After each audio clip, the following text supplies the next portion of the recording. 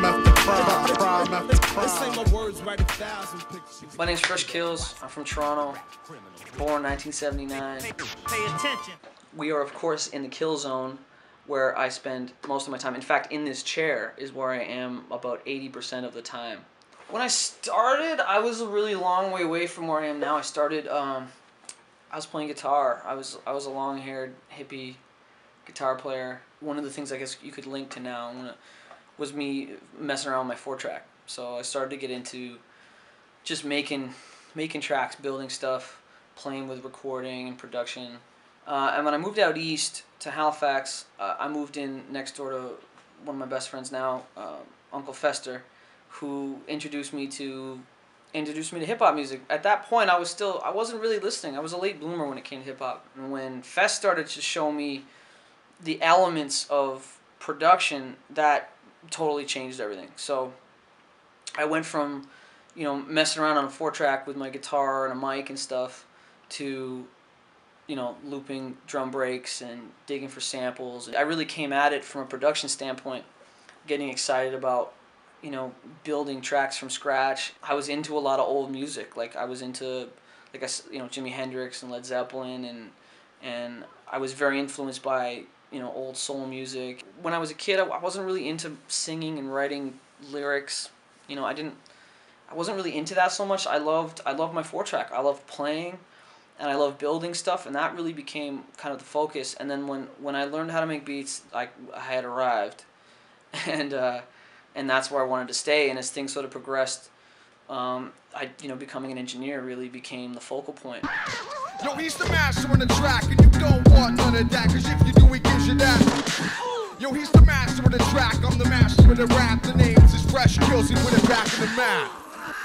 Once I set up the studio, I just started inhaling music. So I was engineering bluegrass records, and I was in a 8-piece dub reggae band, and I was recording punk groups and hip hop and folk, and I just was trying to inhale music as much as I could and try different things. In Halifax, I just got sucked up into a scene.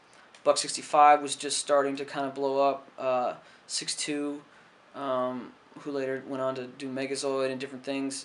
Scratch Bastard, I tracked Scratch Bastard's first beat, years ago. It got to a certain point, and I knew I wanted to come back to Toronto at a certain point. I knew that the action was here. I knew that the industry was here, and there was a bit of a ceiling that I could see in Halifax for things. And I went to school, and I took a year at the Harris Institute, got my degree in production engineering.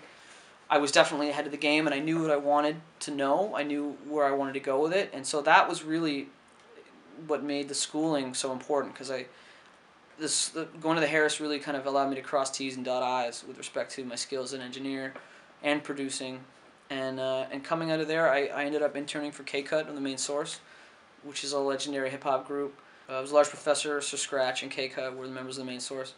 Obviously, Large Professor went on to produce Illmatic and a number of huge records. Being K-Cut's engineer, I got to sort of see the mechanics of the industry at work, and I really got to cut my teeth on everything from mixing to running sessions, like the mechanics of that, to it was K-Cut that really taught me and how to use the MPC. Concentrate on the finger, or you will miss all that heavenly glory.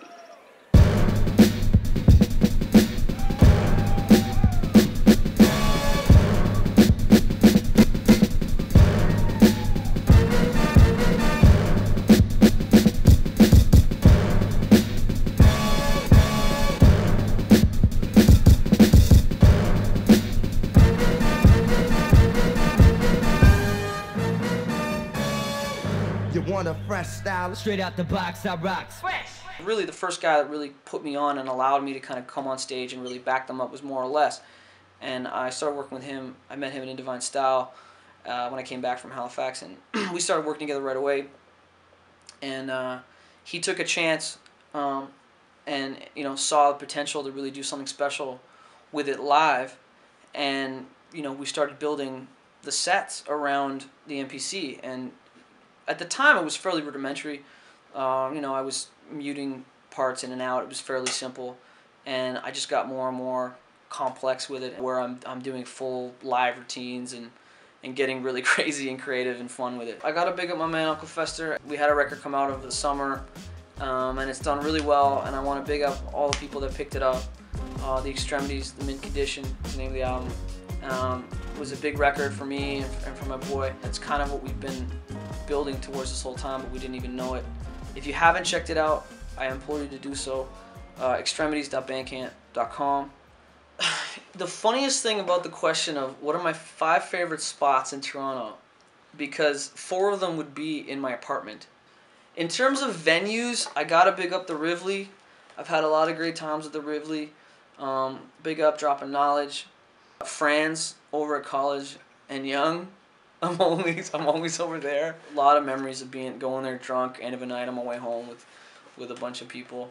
These are all food spots now, but Ritz over, again, College and Young, Ritz, the best jerk food in the city. That's one of my favorite spots. I gotta big up the Silver Dollar because that's really where I did my first routine show. I'm gonna big up Rick's Collectibles in the East End. It's been the digging spot in Toronto for like a decade, over that, and it's always killer. And I mean, the record game's really changed over the years, but I just remember going to Rick's.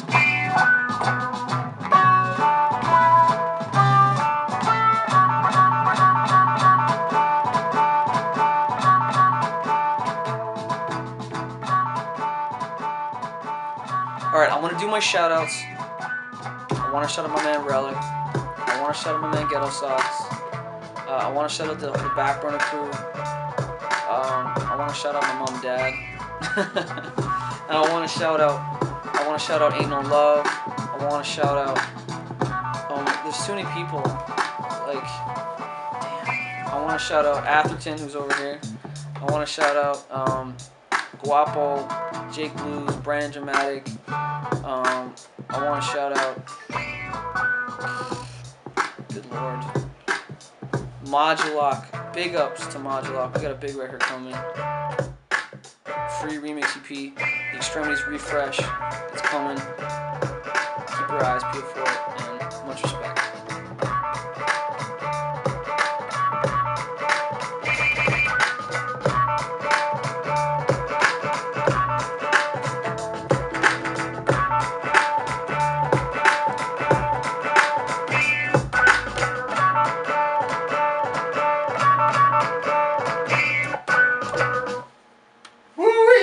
Yo, what's up, baby girl? You're watching Profile on pyramidscheme.ca.